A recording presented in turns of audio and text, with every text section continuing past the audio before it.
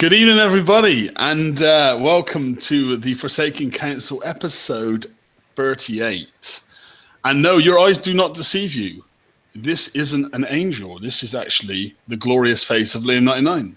So it's good to be back, and I apologize that I've been away for a few weeks, but hey, I'm back, and good to see that you're all still doing great. So another week in BP, another raid out the way, and I must say, I really busted my balls this raid to get everything done.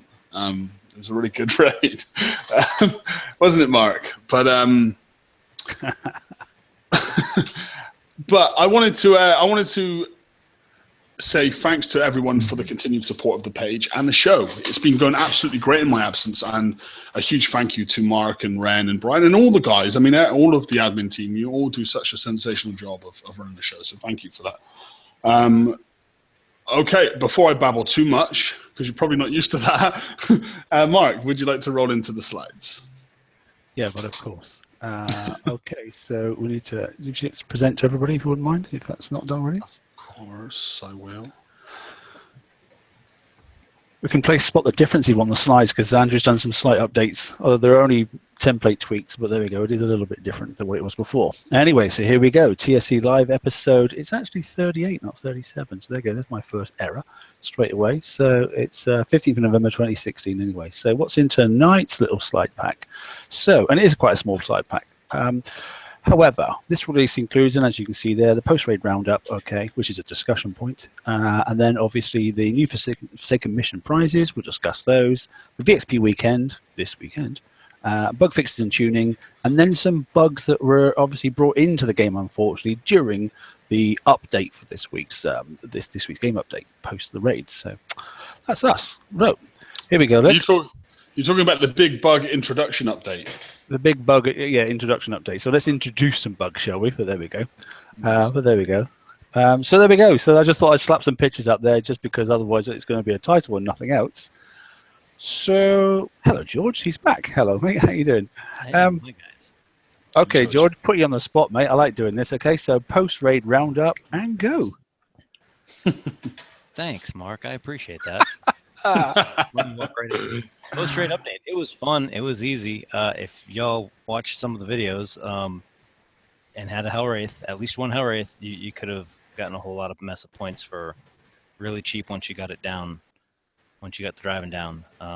Decent prizes. Howlux Tideseeker was, promises to be some fun and cause a lot of tears. And take it away, Mark. Actually, no, take it away, Liam. Liam's been missing. It's his turn, man. Come on now. Oh, don't do that. Hey, don't you don't want me to start blabbering again, all right? I'm a little bit rusty at the moment. How was your sub-driving? How was your sub-driving this time, Liam? My sub-driving, guys, for the record, is still exceptional. It's very graceful. It's like watching a swan on water. Are we Before or after I got shot? But before before and after, okay? Oh dear. Anyway, I think we ought to hear from. It's a real shame Andrew's not on tonight, because actually Andrew had an absolute mental raid. I know he did. For the first time, he got absolutely everything, and I think he clawed up like 150 or 120 million points or something like that. Yeah, he got something crazy. Hacker. Got something crazy. And hey, Brian said he was a baller this time, so we got two of them that did great this time. Yeah, so, I got 95 mil for free by the time of the open mic, just by doing 105s for free a whole bunch. I was getting like one hit and then just continually going. So it went fantastic. That's fantastic. Thank you, George. Hey, dude, I didn't do the driving. You did the driving. Well, you showed me how to do the driving. Brian Equin's baller. I like that. That's obviously an American term. I'm not quite sure what that's supposed to be. It's a pretty dumb thing. Don't worry about it. Completely threw me there. That's a curveball and a half, isn't it? But there we go. Yeah, so just for once, I didn't have any complaints about the raid. It's a good thing. I got to say, I found the raid very, very good. I mean, it was over very quickly for me. It was very pain-free and very stress-free, and I got everything I wanted out of it. With your sub driving increased and improved massively, apparently, rather very quickly. It was like Jesus makes tables. I mean, I don't know how many times I have to alliterate that point. You know, it was very, very good. Can we have like a 3D drawing of it? I mean, that might actually help. Well, look, if you require another video, I can maybe open up with my Switchblade Apollos and then go into some sub driving. Oh, there we go. I have no problem with my Switchblade Apollos, so, you know, I don't know. I don't know, anyway. One thing I did notice, prize pack again, obviously. If you finish in alpha, yes, you've got the 24 hours to obviously claim your prize pack. I mean, a lot of people don't wait to the end, I get that. But obviously, as the other world started closing down, obviously that 24-hour prize pack had already started. And obviously, when Epsilon finished, they had obviously 5 hours less. That's happened yet again. So, you know, that's the third time in a row now that's happened, which is obviously not good. Not ideal, anyway.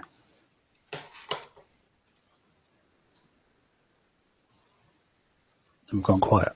One thing I wanted to mention about the raid, though, that I really liked, and a lot of people noticed that too, stacking the ships was actually working nearly perfectly this time. Like when compared with last month, where you try to keep your subs stacked and just graze the scouts so they didn't spot you, it was very hard last month. Unless you use the perfect tangent technique, this month was a lot easier because they were actually staying stacked. So yeah, that made my raise much, much cheaper and easier and less frustrating. So it was actually kind of fun. Yeah, I'm not sure what they did to adjust that, I must admit, because I didn't notice any. There were no less targets. They started the same number on the bottom of your scroll bar and that sort of stuff, you know. You are right down the road from the connection, though. Come on. It was great the first day up until like Friday night. It was perfect. It was absolutely perfect. I know exactly what happened. I know exactly why they cleared. Saturday, Sunday was not that good for me. For me, it was perfect all throughout the raid. And last month was crappy throughout the raid, and everyone was saying they couldn't stack. And this time, everyone can stack. So don't tell me it's on my end or my connection, because I don't think it is. Oh, it got better, but I'm not saying it was perfect. I mean, Mark, on the other hand, you know, his perfect connection makes it perfect all the time. I'm jealous. I second second that one. I second George. Like, it was a lot more consistent stacking for me. There were still some times where it wouldn't stack, but because I learned to adapt to that from the first of these two kinds of raids, it was okay. But not perfect, but pretty good and improved. Yeah, and I saw a couple of people. Obviously, we talk about macros every now and again. I did see one there for X mouse control, where somebody actually programmed it so that just by using the right mouse click, not left mouse click did the normal thing, and obviously you can move your fleet around, but the right mouse click would inch them forward by about a few sort of like milliseconds. So you could inch up to the target. So he was left mouse clicking really close, and then right mouse clicking just to get the final sort of like a quarter of a sort of distance in. And he managed to do his raid free, so that's quite decent, isn't it? Yeah, that's pretty slick. I like that. Yeah. But then that's in the day he's still controlling his fleets and that sort of stuff, so it's all within the regulations. So there's no issues there, is there? But for me, and I posted up some stats quickly on the page. In fact, several people did, which is good. I saw there's an upturn in people taking part. So the tide obviously was a winner. So that's helped a little bit.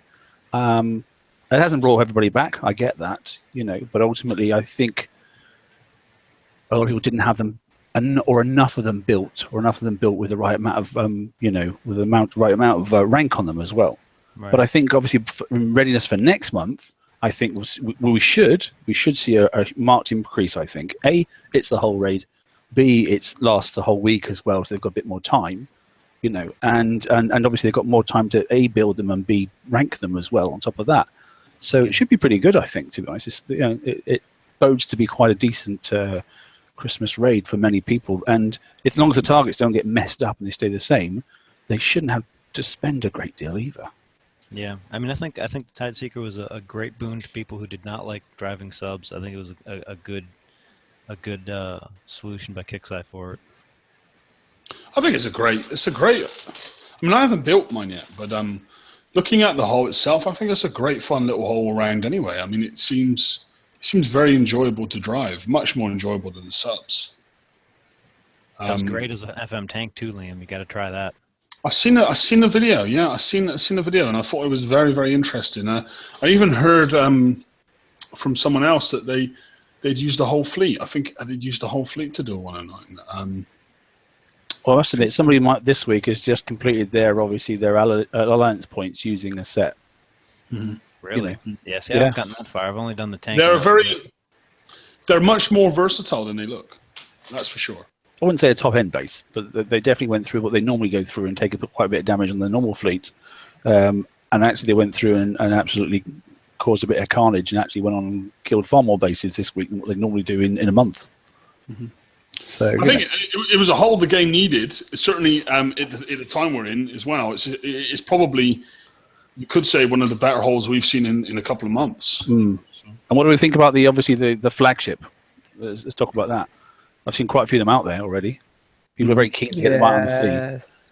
People are loving it. Yes, do want. So good. I know a couple of people that have built them and just gone and sat them under dubs, and then they're the sort of like the radar for the sector, and they're like, oh, incoming subs and that sort of stuff. It's quite funny, you know. People were doing reports on the open comms, like, you know. So it's certainly made comms quite interesting now. That's how it was when Predators first came out too, though. You know, I mean, we were calling them out when they showed up. Yeah, they are. They're like subs coming in from the left-hand side, move your fleet and that sort of stuff. It's quite interesting, but you know. But yeah, they're very. I don't like the build time, to be honest. I still think that this trend of making flagships have like 15-day plus builds is too much. It's too much. I mean, I'm dry hole building one right now, and I think it started off at 14 days something, and I thought that was a bit excessive for it. It has the worst repair modifier too, so you think that might knock some time off the build time, or they would at least make it 0.8 to get in line with the rest of the things. So, I mean, that's where you pay, but if I get some free 15, 20 days or whatever, that's going in the shipyard for sure. But let's be honest, it wasn't 50 million points like the Fasago freaking Punisher was. Oh yeah, it was very cheap. 20 million points was a really good price tag. For what it was. I instantly expected it to carry that price tag. I was so surprised to see it at 20 mil. But then I thought, you know, who does this whole tailor to? Does the Tideseeker tailor to people that don't have Hellwraiths, or does it tailor to people that don't want to have Hellwraiths? And it tailors to the PvE player, I think. Yeah, the Tideseeker overall is for one thing, it's for the raid and whatnot. But when you get the Harlock Tideseeker, now you're talking about locating and killing subs. There's no other reason to build that ship. Good old FVF, yeah. Yeah, I think you could say if you build it now, you can take your other Tideseekers on a 105 in the raid because of the extra bonus it gives to all the other Tideseekers. Right. Yep. Right? But it's not. Nobody's going to build that Harlock Tideseeker just for the extra bonus during the raid. I think the only reason someone would spend almost 30 days of shipyard time is I want to kill Phantom subs. Period. Yeah, and as someone just said in the chat, you know, it's really good on Kixie's part that they didn't put it in the locked store. I think Richard that was impressive as well. That it wasn't locked, and that's a very, very good point, man. They did a very good job overall with this. 20 million points not in the locked store. I mean, you know, have at it. I mean, that makes it then that obviously people that didn't want to go and build subs and really don't care about PvP can just go, do you know what, I'll use the couple of Tideseekers that I've got during obviously that little TLC that we had last week, and I'll go out and I'll knock out, and then I'll just get as 20 million points and I'm done. Yep. Because I've got the ship that I wanted, because I'm an FVF player, you know. So I think that kind of diversity in choices is something that's been lacking the last few raids, or at least people have been feeling like it's been lacking, and it was good to see that in this raid. I liked it. I felt personally that we had 3 tiers this time, not 2. No, the linear 2-tier left and right flanking sort of stuff. There was a third dedicated option because the Punisher was there as well, and some quite reasonable stuff. So I thought that was quite a nice way to look at it. There was the alternative, which I think was a really good idea. Yeah, I quite liked it. Has anybody built the new Defender for Hull yet? Anybody actually got one in the base? I built 5. Mine's built, but just for rankings, not in the base yet. Yeah, I'm waiting to rank mine. Well, I fully built 5 with different weapons just to see what the differences were. No, I know. Do you know what? You were just saying that as if everybody go, yeah, he probably. Yeah, no, not yet. But I'm regretting putting this Tideseeker flag on build because I'm waiting. I'm waiting that bad boy out, which means I'm not gonna be able to rank unless I coin it, and then I can build a couple of them and then get them all ranked this weekend, which is probably what I'll do. But and that's a decision. Well, I think you'll get a token in tier 4 of the second rotation of the FM.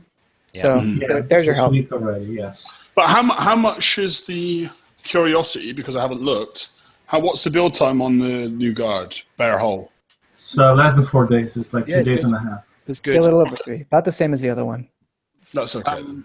Fully bombed up, obviously, can take about 9 million in obviously tonnage and that sort of stuff, But actually, a reasonable build will come out about 6.5, something like that, to 7 and a bit. If you don't go crazy with too much sort of weaponry and that sort of stuff. And I think it's going to be a great addition to. I've got a couple of plans to maybe 1 or 2 in my base sort of stuff, and I might actually move my base around a little bit to facilitate them, But where does this fit into the whole? Where does it fit into the base defense meta game that we're in? I mean, everyone's worked their butts off to get Gamma Behemoth shards so they can build a couple of Gamma Behemoths. I mean, most players are running a couple of Gammas and a couple of Vanquishers. I mean, where does this fit in? Is this a Gamma replacement? Is it a Vanquisher replacement, or is it something new entirely? I mean, This is all of the above. The best answer is this is all of the above. You can build it exactly like you would build a Gamma. You can build it like you would build a Vanquisher because it has the radioactive bonuses. You can build it as you would build a missile defense. The only thing it doesn't replace ships with remote target because it doesn't have it. Right. So if you have a Vendetta or a Hardlock at the back of the base chucking mortars at remote range, that won't do it. And it doesn't replace ships with thermal because it doesn't have thermal. But it can be mounted with cannons, it can be mounted with missiles, it can be mounted with the scatterguns, and it has bonuses for all of the above. Launchers, even the new throwers. I mean, I was looking at the new thrower. It has a range of 88. Put it on the Valiant, you get a range bonus, and all of a sudden now you have 97 range with the thrower. Curiosity, does it have any countermeasure buffs on it? No, that's the only thing it doesn't have. Doesn't need it, mate. For it. It doesn't need it. Okay. I mean, I don't think this is something that's going to take over any of the other spots. I think it's more of like a new dimension that you can add to your defense.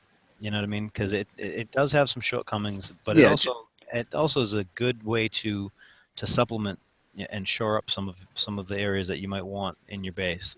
I mean, I think we're in the era now, and George and I were talking about this earlier on. Okay, as far as I'm concerned, the base holes for defending have to be used as it's a bit like getting a full house in a game of cards. You have to be able to use the full complement to have a decent base guard now. You can't just have 1 or 2 holes in your base guard. They have to complement each other, and you have to build them as a complete set of 5, and they have to sync together to work. Yeah. Otherwise, you ain't going to stop anything. You have to consider your turrets as well, right? Yeah. So if your base is already full of Deadeye Executioners, that means you're doing a lot of penetrative damage. Now your guards probably don't have to worry about that. I am screen sharing the. Is this you wanted me to screen share this run? Yeah. So these are the 2 builds I posted in our page a few days ago because people insisted on asking for a build, and I was very concerned about sharing a build because it depends on what your base is doing well and what's not doing well, right? So this one, because it's very versatile, it's not like a Vanquisher. That Vanquishers are one-trick pony. You do radioactive on it, or Harlock Citadel is a mortar hole. It does 1 trick, right? This guy can do a lot. So I put these 2 together, and I call them the vanilla builds. That's a massive range for that scattergun, isn't it? It's brilliant, isn't it? Yeah, so I mean that scattergun has range of 102, right? And you look at the damage it does, concussive and corrosive. Actually, although it's a scattergun, it does more concussive damage than corrosive. If you look at the total damage there, right? I used the special that came with it. That one buffs splash and buffs the corrosive damage. It's the green one down there. Corrosion canisters, yes. So that one. I used the emission generator, and a lot of people were using barrel system for the +2 multi-shot. But I use this one because it gives the +2 multi-shot and builds in half the time, right? Mhm. I use strike warheads because at R15 it gives you 56 or 55%. It's showing 45 because it's not retrofitted, but at R15 it gives you 55, 56% concussive damage. Mhm. And some people are using the new advanced concussive payload, but that one takes longer to build. And someone pointed that to me at the page, and they were right. So, you know, I use the strike warhead because you got 5% extra concussive build. It builds in half the time. And from the new special, you only get 50%. So you're wasting the special. Agility system, of course, because pinch resistance and evade. You can get this one up to a decent evade. This version is at 61% on my screen, because on yours is 51, probably because you don't have the components retrofitted. But it can, if you retrofit the agility system and the evade plate, you get to 61 with that same setup. Okay. And I'm using resonance capacitor because this ship generates a field, so it's self-activating. So you get 36% more damage to all the weapons. And the thing is, on Huggies, just to finish, sorry, on Huggies, it doesn't show the bonus from the capacitor. So it's actually, the damage is more, it's 36% more than what it shows in there. Yeah. And there's the extra damage from the field. I mean, the Valiant's field buffs damage and reload for all the weapons in a 45 radius of the Valiant. So the Valiant's good not only for itself, but it buffs all the ships nearby to do more damage and faster reload. See, my question on this weapon, looking at the weapon, the damage, the division of shots, and then calculate against a ship's deflection, is the damage high enough to get past some of the deflection stats of the common threats, or? Okay, so if you look at a concussive of 4,000, you divide that by 3, right? You get 1,350 per salvo. That beats most ships out there. Okay, that 1,350 concussive damage would be the Revenge.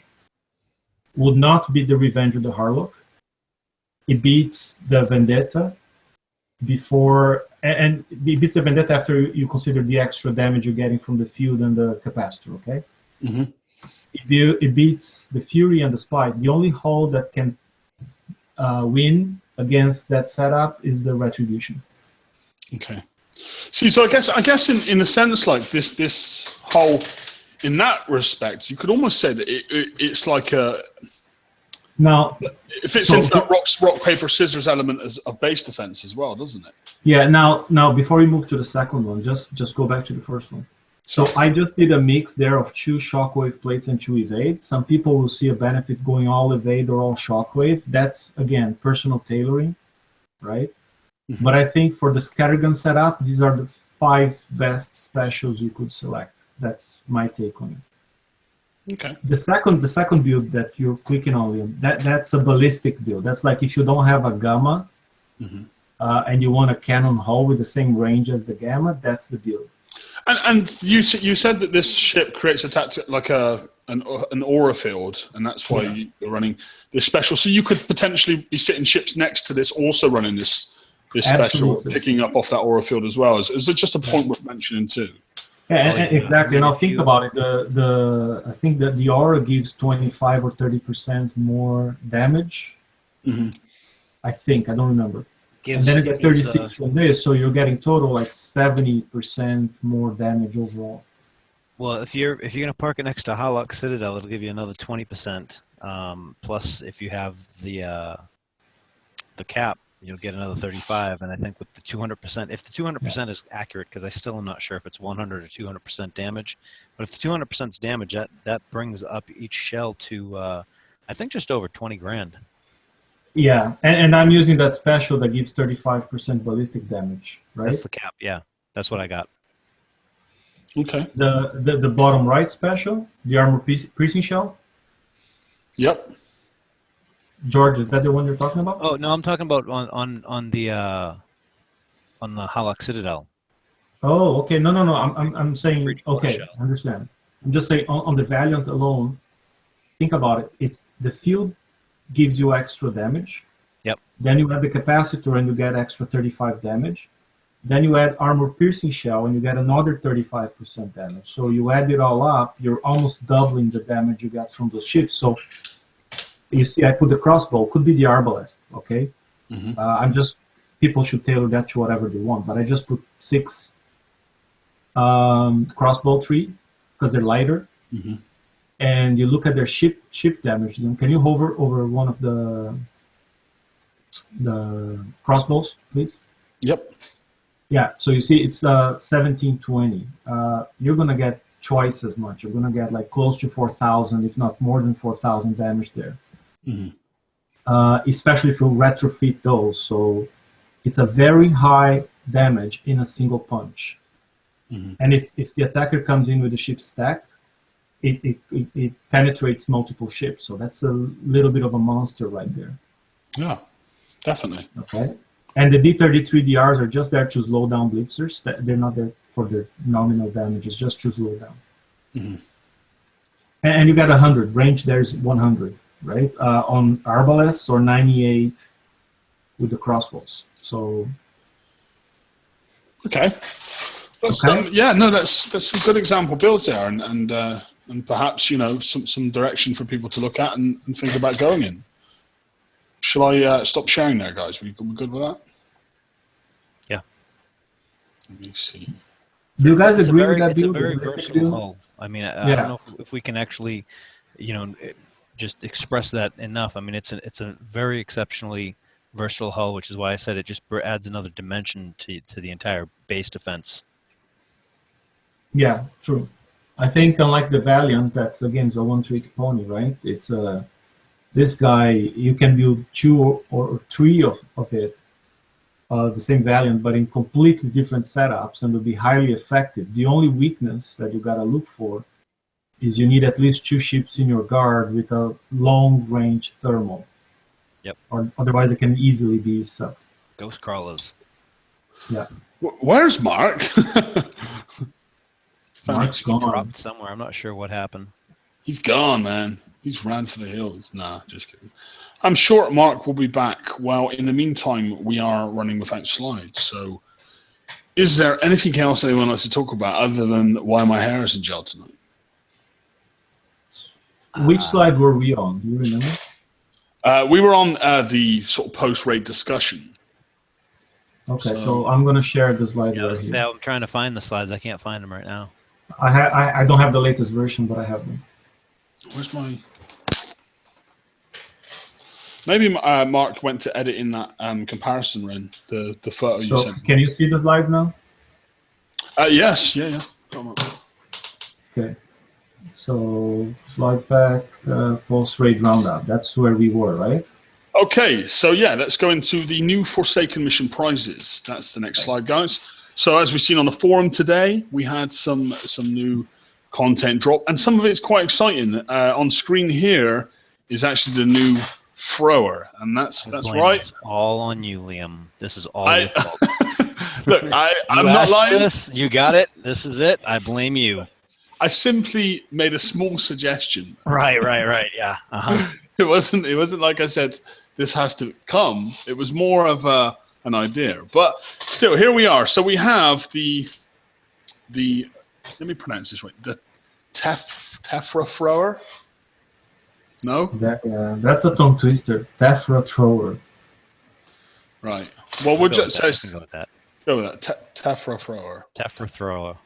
Tephra thrower. Say that 5 times fast. Right. So yeah, I mean, it's a Reaver tech. I'll read out the description. This thrower escalation replaces the explosives of its predecessors and includes molten uranium, allowing for increased damage. So that sounds pretty interesting. Molten uranium. If I may jump in with some science and definitions. Definitely. Brian. Tephra, rock fragments and particles ejected by a volcanic eruption, which sort of makes sense. Uranium, the element, melts at 1,132 degrees Celsius, about 2,070 Fahrenheit, and it boils at 3818 Celsius or 6,900 Fahrenheit. So you're saying you're trying to say this is hot? Really, really hot. Yes. Mm-hmm. I don't even remember the old ones. I mean, how does this compare to the old ones? Probably it has a better. Range. That's Guys, for sure. just to say as well, Mark is experiencing a power cut. Yes. Yep. So he just, yeah, he may be back. He may not be back. You know, we may have to run a little bit without Mark, guys. Just a heads up. So, yeah. So I mean, it's hot, Brian. Very hot. Yes. Yeah, and the range. I mean, you were asking the difference, right? The older throwers, the one with high damage had only a range of 68, I believe, and the other one, the Magma, gave you a speed buff and range of 80, but was really weak. And this guy's strong. I mean, it's 8,500 damage on 15 shots, so that's about 570 damage per shot. So yeah, against high deflection hull is not good, but against resistances it gets pretty decent, especially when you put a lot of them on the same ship. That's still a lot of salvo. I mean, look at the reload's 8. The reload's 8, and you have another second and a half from salvos here. No, what? 3 seconds. 3 seconds of salvo time. 3 seconds firing, and then the reload count starts. Yeah. What's the hull that has the built-in radioactive damage buff? Is that the Retribution? The Retribution has a radioactive buff. The Valiant has radioactive buff. The Vanquisher has radioactive buff. But again, I mean, if you're going up against defending your base against hulls without radioactive resistance, it's okay. But if they have radioactive deflection, that's a waste of time. Yeah. Okay. Agreed. Unless you're going to use unless that minimum damage per salvo, the magic number there counts, and then with 15 salvo, that would hurt a lot. And then also, if you get the field, is it going to do the field of effect damage on the water? Because that will also surely get a minimum. That was a question I had. Maybe you know the field of effect, is that for the primary weapon or is that for the death weapon only? I would. Well, if it isn't for the primary weapon, then it would be a huge disappointment to this weapon, because all the other throwers previously do have the fire on the water kind of ability, do they not?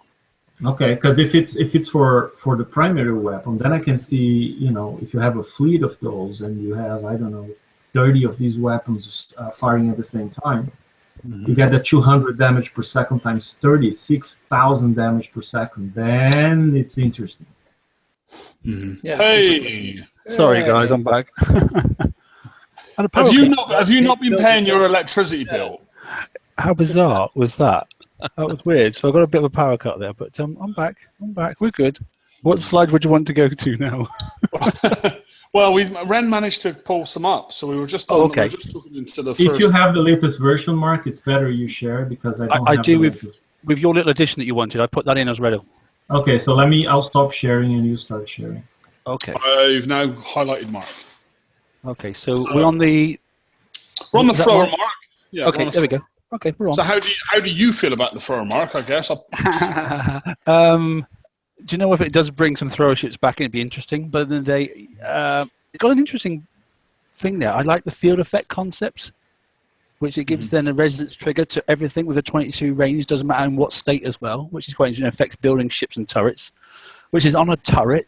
Sorry, which is on a weapon, unusual as opposed to on a actually on the ship itself. So putting one of these on any one of your ships is going to give a field effect and trigger your resonance trigger as well, which is quite nice. No, it doesn't trigger your own resonance capacitor because it's hostile field. It triggers your enemy. All right, yeah, sorry. So that's not the best range then, is it? 22. Yeah, I'm just saying every time you fire at your enemy, and if they have a resonance battery or capacitor, they'll get the buffs immediately. Well, that's CAC then. I'll cancel that. They will also melt, but you know. They'll melt, yeah, but actually it's Mind you, radioactive damage is minus 200 per second. Yeah, okay. Right, I read that wrong. But the math I was doing is like if you have 30 weapons and each one is doing minus 200, it adds up to minus 6,000 damage per second. But if you've got the deflection and that's giving you, let's just say you've got deflection and that's doing a minimum damage of 50 times your maths, then you'd have to divide that to reduce 75% off that figure.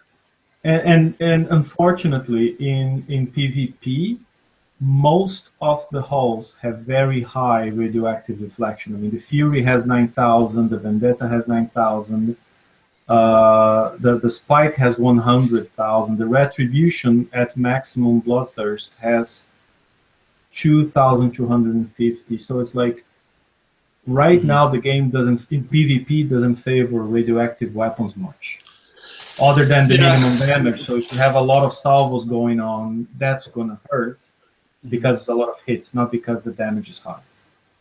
Yeah, you almost want to rule this out of being any kind of PvP weapon, really, don't you? It's a PvE weapon, really.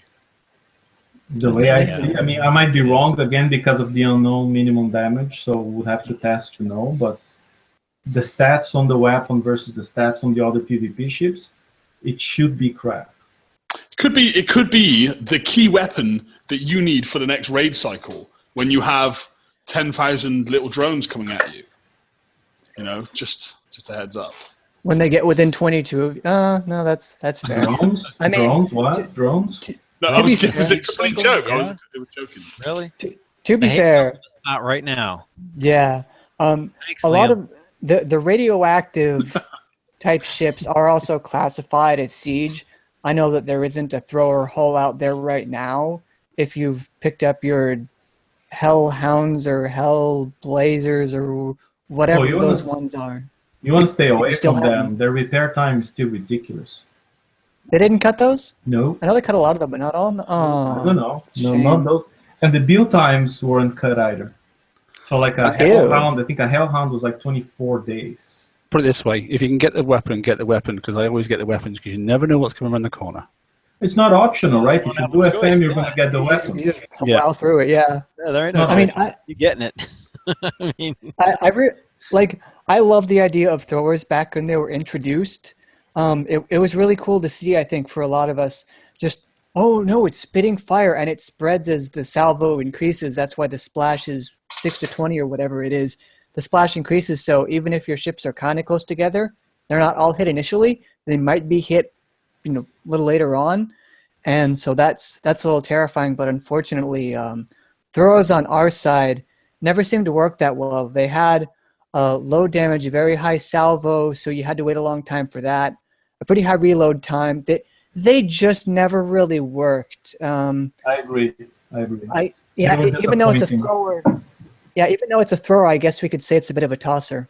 What did everybody do with Hellhounds? The Hellhounds hitting bases. The Hellhounds, sorry, mate. back in the day, hitting bases, they sucked. I mean, overall, they're most people were just building them with mortars instead. Yeah, that's what I was going to say. We all just put mortars. Yeah, negotiators. Yeah. They would as far away as you could without getting damaged, because the damage repair was ridiculous. Those 24 hours. Does anyone ever... I think Ren had said something earlier too that was a good point. Was that throwers the last time they came out had a shorter lifespan than the rockets did even, and that's not a good thing. They got neutralized real fast. So again, I think maybe that's the first step on something new, right? Maybe there's going to be a hull to match. Maybe there will be specials. We don't know. But right now, to me, it seems just a thrower, and it's in a vacuum, right? We don't know.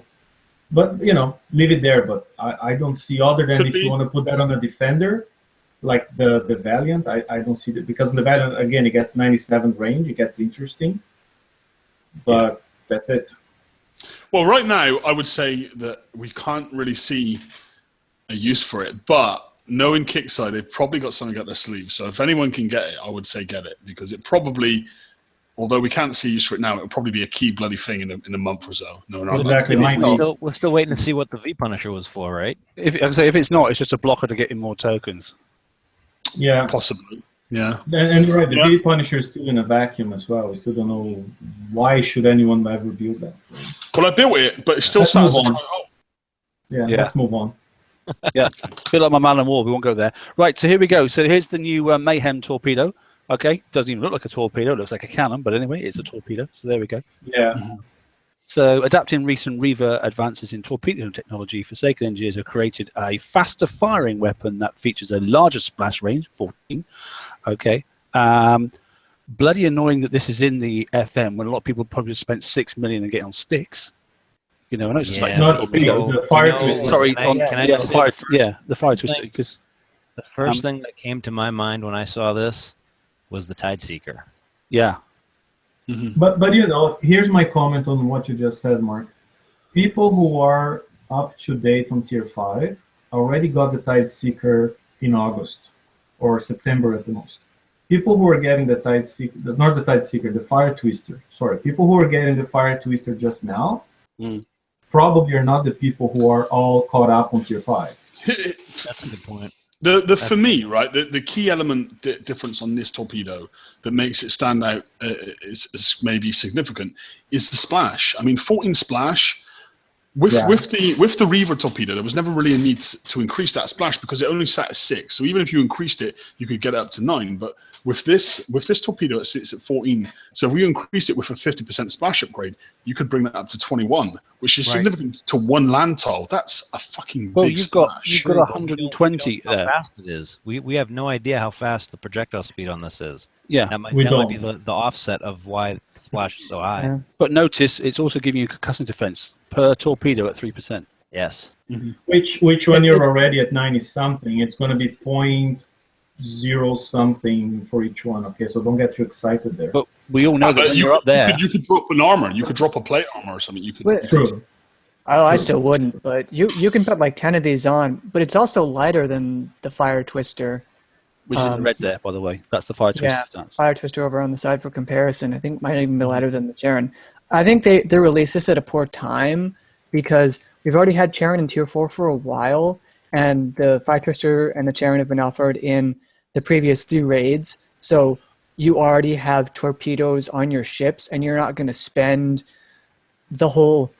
It would probably be the whole month because these things usually have about 10, 12 hours build time a pop, and you're putting 10 or more on a ship, and you've got 4 ships. You're spending almost the whole month if you don't get tokens, and probably a little less than half the month if you do, just refitting torps.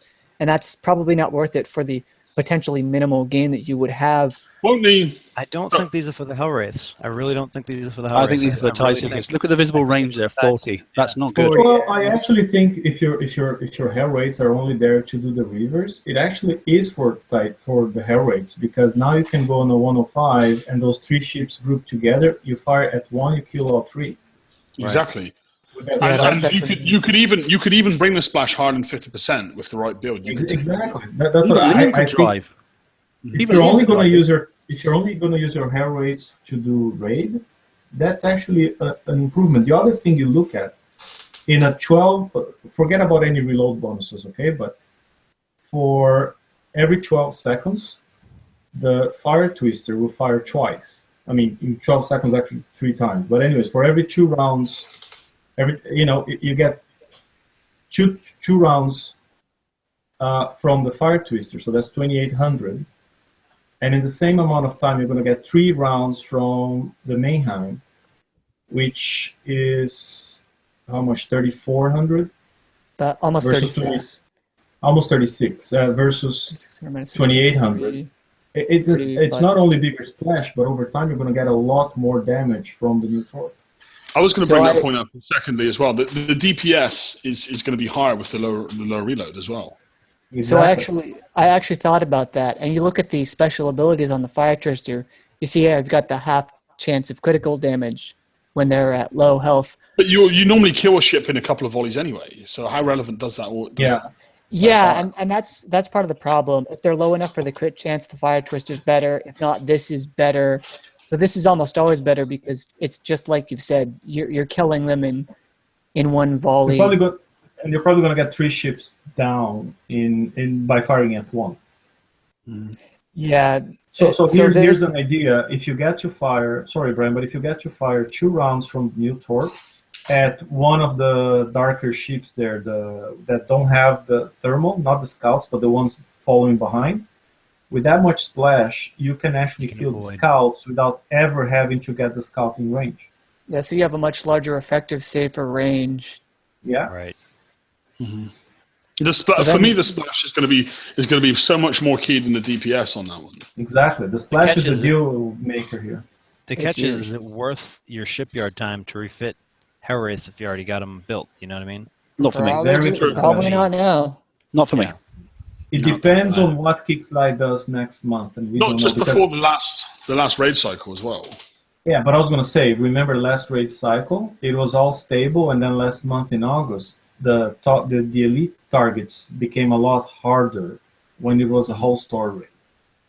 So what if they do the same in December and it gets a lot harder? I don't know. I'm just telling you, at the end of the year, with as much stuff as they're planning on or possibly planning on putting out for the December raid, I just, that would be a huge mistake, especially where we've had such low numbers in these raids. To push something like that this time would not go over well at all. I think that would be a huge, massive mistake.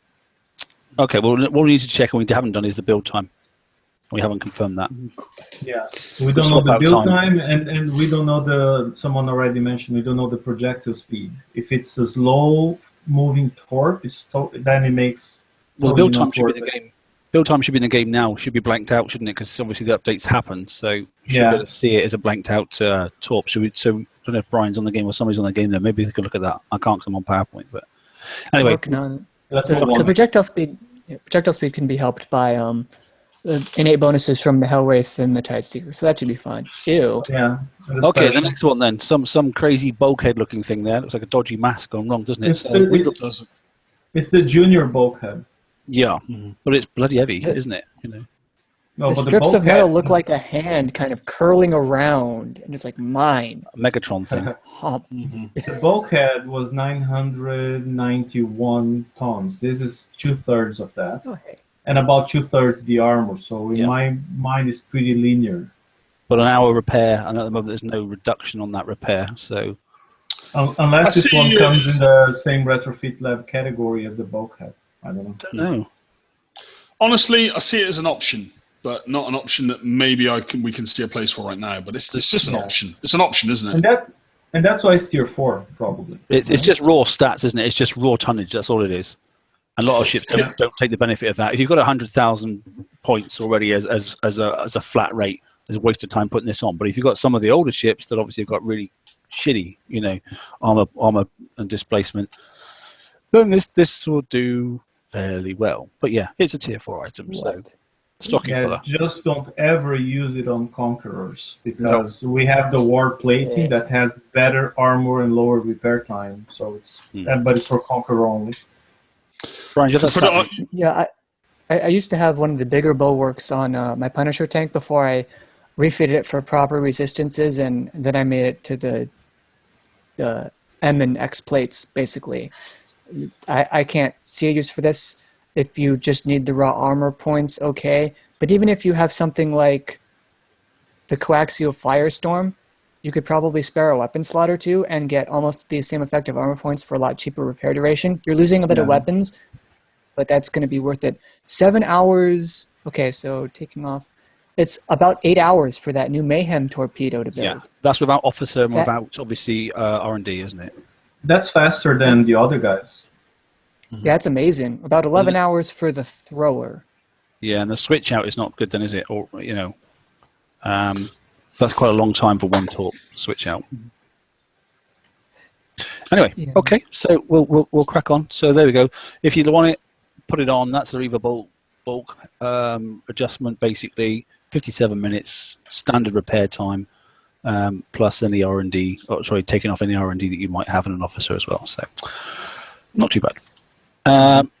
Quite like this one, I must admit. So radioactive upgrade, increases radioactive weapon damage, can be equipped multiple times, and will stack with other damage increasing equipment. So the point is, it says a radioactive damage boost of 10% for a weapon weight of 4%. A tier 5 item. Interesting with the new thrower as well. And interesting whether it's radioactive as well. If we are going into as we have had before, if we are going into the next format, then obviously this could work well with launchers as well. Very much a reaver-orientated FM drop as well. This could also be held for the Vanquisher. I mean, with the Cyclone launchers that have a very high base damage, this could be interesting. Do you remember Stu was saying, "Oh, I can't remember what other special to put on. I can't think of anything." Ta-da! But it's little things like this that can bring a weapon's damage high enough to penetrate past a ship's deflection. It's these small niches that can really change and impact the way the fleets operate in the game now.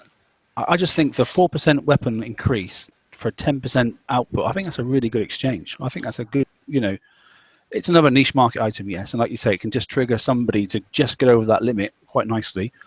But actually, I think that's an excellent trade-off for what you're doing. I quite like it.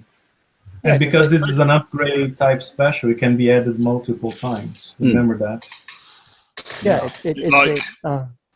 A guard in your base, and you put in 4 of these on and filling it with the throwers. And exactly. And make a right mess. The other one, the atomic upgrade or whatever. Yeah. I haven't mocked up a radioactive based build in a while, so I wouldn't know exactly what to put on. But I'm sure if you find a special, like, I don't know what to put, this is great. I haven't found a use for the other ones in the cycle, like the explosive upgrade, just yet. But it's certainly not bad. Well, George, that build that I showed you earlier on today, that had obviously the upgrades. So obviously, this would have fitted on there quite nicely. Yeah, it would have. And it would have taken it over the edge because that combination one that I was showing you with obviously some of it with some, some throwers and some of it with some antipodes. Put this on there as well. Punch. Yeah, it pushes that little punch up a little bit more, especially with that second hull that you were talking about. Yeah, I quite like it. And Rets as well. There's a gap on a Rets where you could put some of these as well because there's gaps there. So I think for unusually, because the last one wasn't that exciting, for one of these, the old arrow up ones, and then they just whatever it is they decide to do the Ambassador or whatever it was the last one. I wasn't over excited with that one. Whereas this one, I'm not saying I'm excited, but I think it could be worth it. I think I'll definitely consider using this one myself. Definitely. So, thumbs up for most of the FM, I guess, guys. We're just kind of a bit dubious about the armor, but I think most of the content drops been pretty good this month. Yeah. And don't forget, right? I mean, other than those drops, we still have, if you're caught up on tier 4, you're going to be getting 5 times the 2-day token, which is 10 free days of shipbuilding, and 3 times the 1+2 package. For most people, and some very few lucky bastards will be getting the 3+2. But even if you're not one of those, like I haven't gotten a 3-day token since August, so it's still without the 3-day token. I mean, if you're all caught up, you get 19 days of tokens in a 30-day month. It's 40, 49 days of shipbuilding 30 days without spending a penny if you can do that. You could a Harlock Tideseeker sorted. You could almost fully build a Harlock Tideseeker with that. Yeah. Well, the naked is 14 days and change, right? So you absolutely can do one. That's my goal. Yeah, exactly that. There you go. And what else is the same thing as well? A lot of people will be doing that exact thing, I think, to be honest. They've been putting in obviously the new base hull in, or they'll be doing that for the the Harlock Tideseeker. And by the way, that's my answer. When people talk about the dry dock, I'm like, well, we already have a dry dock. It's just not called dry dock. It's called tokens. We're getting 19 days of tokens just for doing FM, which everyone who can do it does for free. It's like, that's your dry dock, man. Are we not getting more than that? Because I thought the raid was the 16th or the 15th. I mean, the raid is going to be the 15th now. That's confirmed. So that's going to be 1, 2, 3, 4 weeks. We get 4 weeks. That's 4 weeks. Yeah, we're going to have more than 19 days. If it's 4 weeks, we'll get 12 days of tokens in tier 4 and 12 days of tokens in tier 5 then, if that's right. 12? I think 14. 12 or 14? 14. 14, because we're missing the 1. 14 and 15, so you actually get 29 days of token if that's we're going to have a lot of tokens this time. I mean, there's your dry dock, babe. There it is. Your dry dock. I mean, that's a lot. I mean, is it a 5-week month? I'm not sure it is, but anyway. I didn't know it was going to be a 4-week FM cycle. Usually when they introduce that many prizes, it's a 3-week cycle. 3-week, yeah. Yeah. Stop labeling it because they'll change it. Stop No, saying I confirmed it with, as several guys did as well. I know Laredo mentioned it as well, but Doom mentioned it obviously before he disappeared, and GDR confirmed it today as well in a PM. So it So definitely is it a 4-week period? It's definitely the raid's going to kick off on the 15th and last for 6 days. And if Mark, you get another 3-day this cycle, man, I'm posting it straight away. I'm coming to visit you. I'm gonna beat you to a bloody pulp. Because my connection's better than yours, is it? What it is? Yeah, I'm gonna blame it on that. That's what we're gonna go with. Okay, so we'll quickly look at the VXP then. Nothing's really changed apart from 99 this time, isn't it? Okay, then so there we go. That's the difference this time. So yet again, it's Fridays right through till Monday for obviously the weekend following obviously the raid itself. Blah, blah, blah, double payout on obviously the typical salves. Then the low levels are there for the entire duration of the period. But obviously only for the first 36 hours are you going to get the chance to hit the Reaver Assault Force 80. That was really good for surface ships last time, wasn't it? Basically everything. It was really good, wasn't it, the 80 last time? And obviously the Armadas, the 99s and the 114s, 114, sorry. Let's say 36 hours they kick out. They rotate on the hour and over a half hour from type to type and that sort of stuff. And bear in mind that the 99 was designated basically, it was built particularly for the Valiant. Yes. So I imagine the ships will be coming They'll be coming towards you. Yeah, right, exactly. Very fast, I think. Otherwise you'll be there for hours. Otherwise you'll never hit them because you start at like the weird 7 o'clock-ish thing, and they're all going away, and you can't go that fast. So I'm guessing they're going to auto-trigger. You haven't got to go and set them off. Or if not, just put a gunboat in there as well, and then just let things come charging towards your Valiant. Be nice if it was the old Hellhounds or something like they were in the earlier targets, wouldn't it? But something along those lines anyway. I'd just like to confirm as well that the Reaver Armada 99 was designed towards Liam 99. It was a pun for Kixie, you know. It's kind of like it was a gift. It was like, hey, you know what? Here's a little thing just to say thanks. Yeah, I can see the connection because the Reaver 99 is designed to go against very slow targets. Yeah, very slow targets. Because the drive they're designed to come for you, come at you, come. So you don't need to do much. Right, I get it. They're just like almost like they're sliding straight forward on a path of goo. Whereas anyway, sorry guys, I gotta say goodbye. Yeah, I gotta leave. So have a good night, everyone. I'm leaving. Okay, Cheers, mate. Good night, buddy. Good night, mate. Thanks. So for other content personalities may get a ship or such named after them. Liam gets something that we all want to kill. Yeah, I like I it. get something you want to kill because personally, everyone wants to kill me. I'm the hated guy. So yeah, go out there, kill me, think of me, and kill it.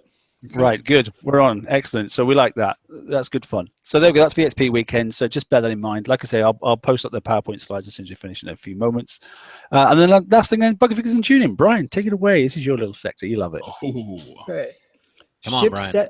Ships set to defend inside the base should no longer turn to face enemy ships when their patrol range is set to 0. That's a little funny. I didn't think it would really matter because from center to center is where they fire, and your center wouldn't really matter. You're just rotating about an axis. It's just hiding, I suppose. Some people like to hide them behind walls, don't they? Or I guess if they're turned in a certain place, you might not see exactly the weapons they have on them, or you might have to do some things. The stats displayed for level 7 defensive platforms will now correctly show the built-in ballistic, explosive, missile, and radioactive defense bonuses. Yay! That's taken a while. Fixed a case where ships might retain a small amount of damage when repaired in base, launched to the map, and docked with what appeared to be full health. So, again, this was supposed to have been fixed a while ago. Several times. And I guess now it's back. And I guess maybe it's fixed again. I think well, so. I don't know, because I know I found one yesterday during the day before yesterday during the raid for MOWs were doing the minimum damage, 0 damage thing, and you had to actually repair on the map so you could not have the damage. I actually have a video of it and sent it in to the team to see if they could replicate it and fix it. Which worked with everything but subs. Just digging up that salt and flinging it right back at him.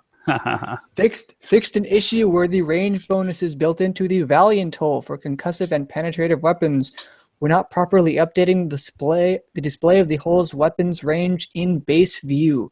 So the circle where you think you can fire was a little shorter than it should have been. And hopefully now that's fixed. Yeah, I've got a plan with that hull. I've got a plan.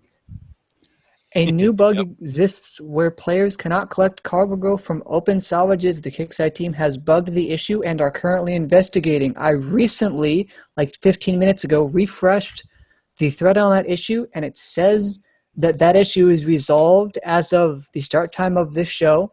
Super good. So hopefully everyone's doing okay with that. Confirm the night chat. So I'll put fix on that before I put up the PowerPoint slides out on the PDF document. Is there any of the more bugs that were introduced? Unfortunately, there was this one. I was being sarcastic as well, but okay. We actually, there was some mega ones. So this is the main mega one, basically. So this one there says that after the most recent update, clicking on the turrets on some of your megas, you can see in the middle picture there, basically.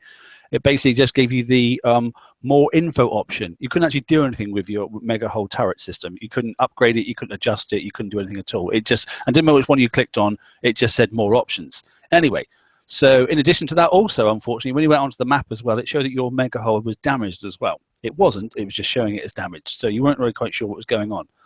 So this only appeared to happen those individuals that had the bridge drone fitted to their mega hull. All right.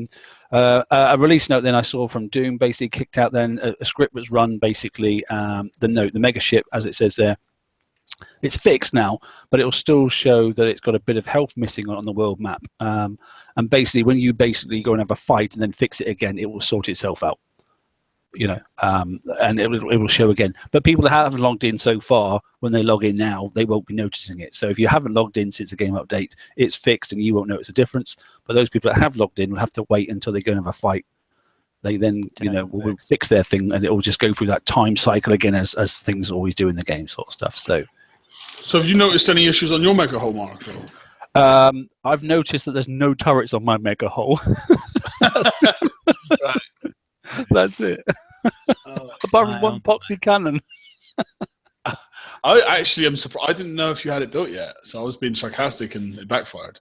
Yeah, it's okay. There aren't any turrets on. I don't have any turrets on Mega Hull either. I don't have any turrets on my Mega Hull either. Do you have Solidarity?